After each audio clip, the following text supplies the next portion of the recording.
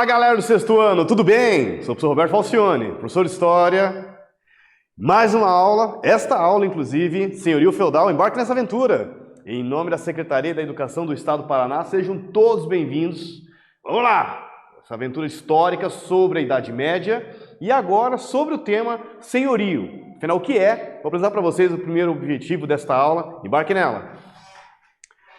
Compreender a importância do senhorio na sociedade feudal. Aqui nós temos uma representação de um senhorio feudal, as características, a parte da agricultura, tem um pedacinho inclusive aqui do castelo, a área onde ficavam os camponeses, a aldeia, as divisões das terras inclusive, tinha terra que era só do senhor feudal, tinha as terras que era só dos camponeses e tinha uma terra que, como dizia o nome, era uma terra comunal, ou seja, de comum, usada por todos os habitantes do feudo. A Idade Média conheceu grandes mudanças nos elementos que caracterizavam a fase anterior, a passagem da agricultura dominial para a senhorial. Você sabe o significado da palavra agricultura dominial? Aqui tem uma imagem de uma fortaleza do castelo de Oerbruck, na Alemanha.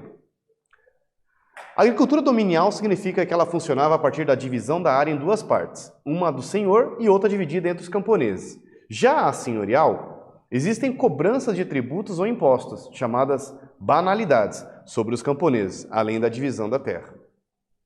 Agora trazemos para vocês aqui uma imagem e uma notícia dos dias atuais, né? Enfim. E nessa notícia fala o seguinte, que a Idade Média suscita interesse até na contemporaneidade. Além dos mitos, a verdadeira vida na Idade Média. Para alguns contrastes sociais profundos, para outros, construções de castelo luxuosos. Na sua opinião, o que leva as pessoas a ter um interesse tão grande pelo período medieval? Aí eu trago para vocês também uma questão. A gente sempre, quando fala Idade Média, castelos, o que vem à sua mente? Muito explorado pelo cinema, inclusive, pelas séries, né, por séries, por até mesmo HQs. Essa imagem que nós temos da Idade Média, dos cavaleiros, esse lado romantizado, será que era somente isso? Será que só existia esse lado? E o trabalho? E os camponeses? E toda outra história? Vamos conhecer nesta aula exatamente esse lado, um aspecto mais histórico. É bacana porque ajuda vocês, inclusive, a ter um olhar mais crítico, né, com as produções cinematográficas, porque são bacanas.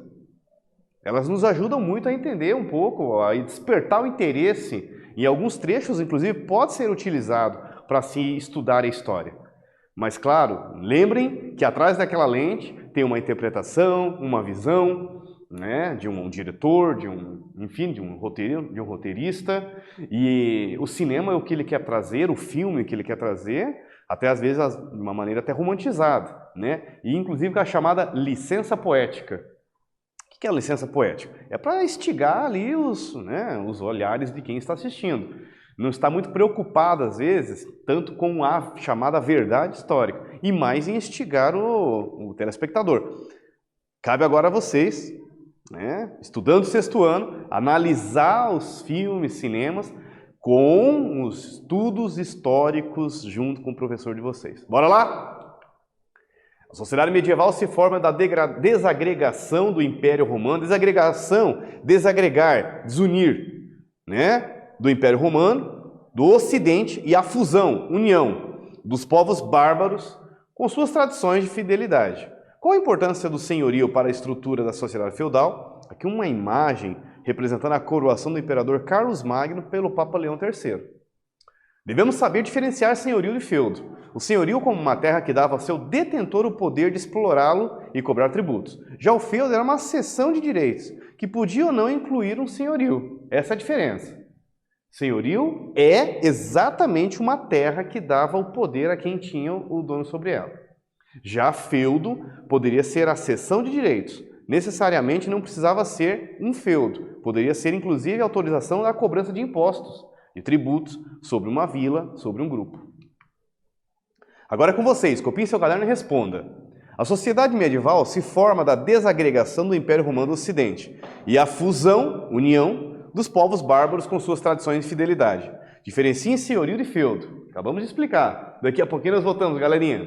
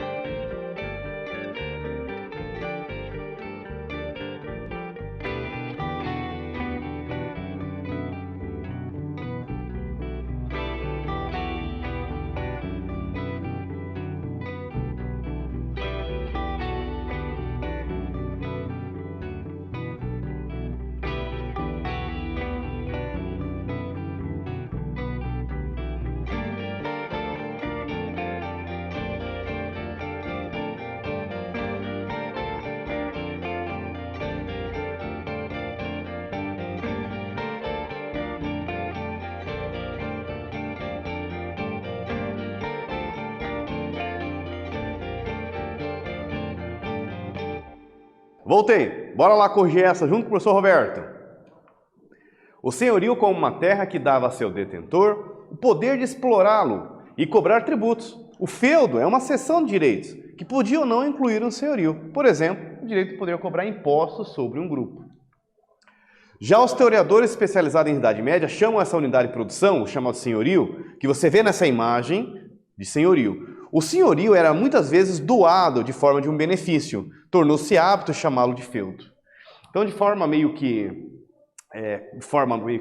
geral, é comum os livros de história, inclusive, chamar o senhorio de feudo. Mas nem tudo o termo feudo era utilizado na Idade Média somente para as terras. E é isso que esta aula está chamando a atenção de vocês.